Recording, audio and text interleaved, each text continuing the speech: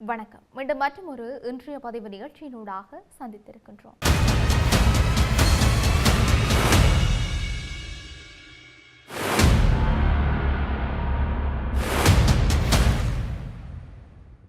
Israel October 2025 போர் நிறுத்த ஒப்பந்தத்தின் ஒரு பகுதியாக காசாவிலிருந்து தனது படைகளை முழுமையாக திரும்பப் பெற வேண்டும் என்று எதிர்பார்க்கப்பட்டது.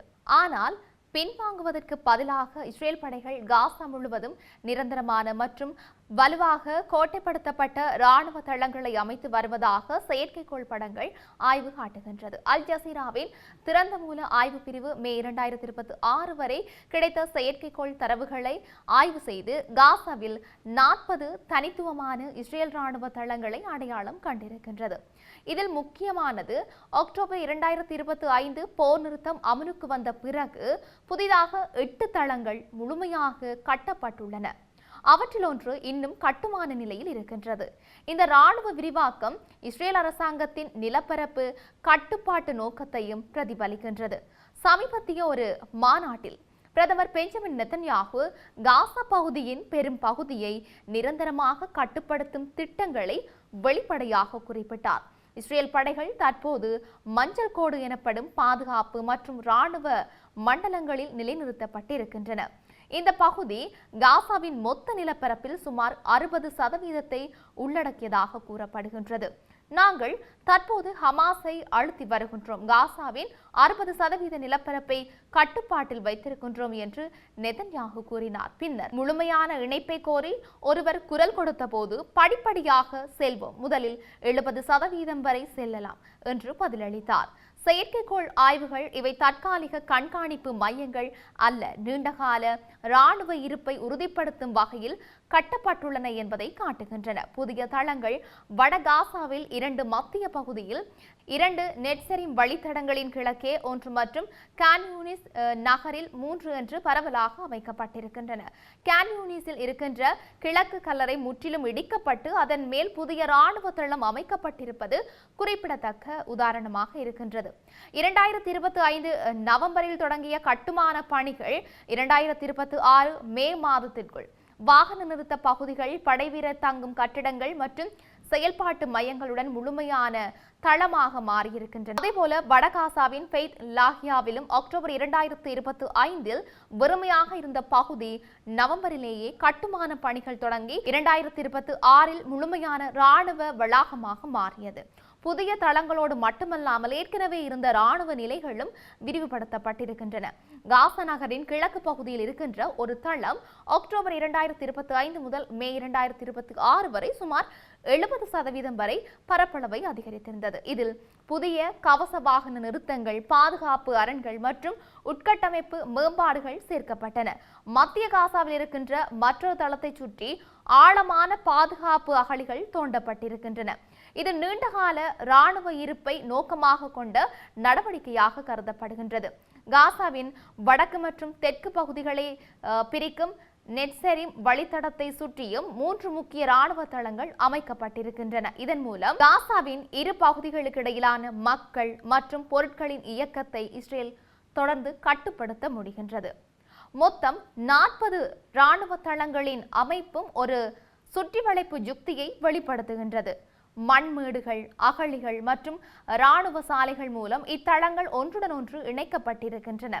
இதனால் பாலஸ்தீன மக்கள் தங்களுடைய நிலங்களுக்கு செல்லவும் சுதந்திரமாக நகரவும் கடுமையான கட்டுப்பாடுகள் உருவாக்கியிருக்கின்றன. இந்த நடவடிக்கைகள் அமெரிக்கா நடத்திய அக்டோபர் 2025 போர் நிறுத்த ஒப்பந்தத்தின் நிபந்தனைகளுக்கு முரணானவை என்று விமர்சகர்கள் கூறியிருக்கிறார்கள். அந்த ஒப்பந்தம் போரை நிறுத்துதல், மனிதாபிமான உதவிகளை அனுமதித்தல், ஹமாஸை ஆயுதம் களைவித்தல் மற்றும் இஸ்ரேல் படைகளை கட்டப்படியாக பின்வாங்க செய்தல் ஆகியவற்றை உள்ளடக்கியதாக இருந்தது.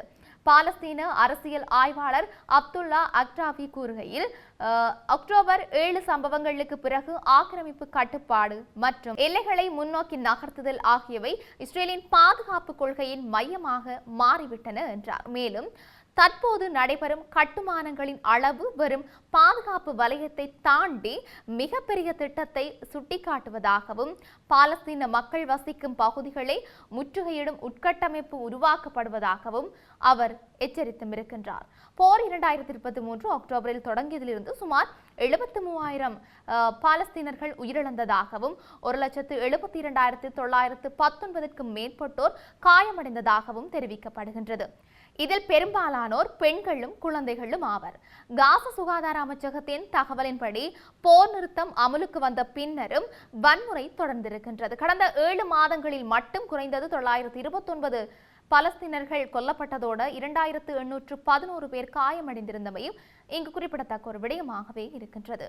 தொடர்ச்சியாக ரஷ்யாவின் உட்பகுதிகளை இலக்கு வைத்து உக்ரைன் தீவிரப்படுத்தி வரும் நீண்ட தூர தாக்குதல்கள் தங்களுக்கு சாதகமான மற்றும் சமமான நிலையில் போரை முடிவுக்கு கொண்டு வருவதற்கான ராஜதந்திர பேச்சுவார்த்தைகளுக்கு வழிவகுக்கும் என்று உக்ரைன் ஜனாதிபதி வோலோடிமிர் ஜெலன்ஸ்கி தெரிவித்திருக்கின்றார். ரஷ்யாவின் எல்லைக்குள் நூற்றுக்கணக்கான கிலோமீட்டர் தொலைவில் அமைந்திருக்கின்ற ஒரு முக்கிய எண்ணெய் முனையம் மற்றும் கடற்படை தளம் ஆகியவற்றின் மீது உக்ரைன் அண்மையில் நடத்திய வெற்றிகரமான தாக்குதலை தொடர்ந்து அவர் இதனை குறிப்பிட்டிருக்கின்றார்.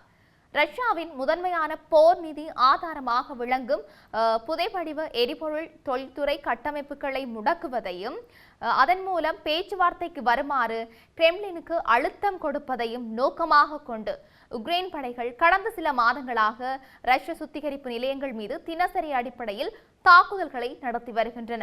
நேட்டோ பொதுச் செயலாளர் மார்க் ட்ரூடோவுடன் இணைந்து கீவ் நகரில் செய்தியாளர்களை சந்தித்த ஜெலன்ஸ்கி எந்த ஒரு ராஜதந்திர வடிவத்திலும் ரஷ்யர்களுடன் சமமான நிலையில் இந்த போரை முடிவுக்கு கொண்டு வருவதற்கான பாதுகாப்பு உத்தரவாதங்கள் இன்று நமக்கு கிடைத்துள்ளன என்று பெருமிதத்துடன் குறிப்பிட்டிருந்தார். கடந்த 4 ஆண்டுகளுக்கு மேலாக ரஷ்யாவின் ஏவுகணை மற்றும் ட்ரோன் அச்சுறுத்தல்களுக்கு மத்தியில் வாழ்ந்து வரும் உக்ரைன் மக்களின் மன உறுதியை இந்த தாக்குதல்கள் அதிகரித்திருக்கிறதாக ஜெலன்ஸ்கி தெரிவித்திருந்தார். மேலும் இத்தகைய தாக்குதல்களின் அளவை உக்ரைன் மேலும் அதிகரிப்பது வரும் காலத்தின் கட்டாயம் மட்டுமே என்று அவர் சுட்டிக்காட்டியும் இருக்கின்றார்.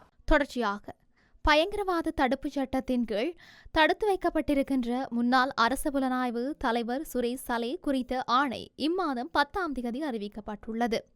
சுரேஷ் சலே சார்பாக தாக்கல் செய்யப்பட்ட ஒரு மனு இன்றைய தினம் கொழும்பு கோட்டை நீதவான் நீதிமன்றத்தில் பரிசீலிக்கப்பட்ட நிலையில் நீதிமன்றம் இதனை தெரிவித்திருக்கின்றது. மருத்துவ நிபுணர்கள் குழுவின் முன்பாக முன்னிலைப்படுத்தி அறிக்கை கோருவதற்கான நடவடிக்கைகளை மேற்கொள்ளுமாறு சுகாதார சேவைகள் பணிப்பாளர் நாயகத்திற்கு உத்தரவிடக் கோரி சட்டமா அதிபரால் கோரிக்கையொன்று விடுக்கப்பட்டிருந்தது. இந்த நிலையில் இது குறித்த ஆணை எதிர்வரும் 10ஆம் தேதி அதாவது 10/6/2026 அன்று அறிவிக்கப்படும் என்று கொழும்பு கோட்டை நீதவான் நீதிமன்றம் உத்தரவிட்டிருக்கின்றது. மேலதிக மன்றாடியர் நாயகம் ஜெனரல் திலீப பீரிஸ் விடுத்த கோரிக்கையை பரிசீலித்த பின்னர் நீதிமன்றம் இந்த உத்தரவை பிறப்பித்திருக்கின்றமையும் இங்கு சுட்டிக்காட்டத்தக்க ஒரு விடயமாகவே இருக்கின்றது. இப்படி இருக்க உலகளவிய ரீதியில் இன்னுமெல்லாம் நடக்கப் போன்றது என்று நாங்களும் பொறுத்திருந்து பார்க்கலாம். மீண்டும் மற்றொரு பதிவினூடாக சந்திக்கலாம். வணக்கம்.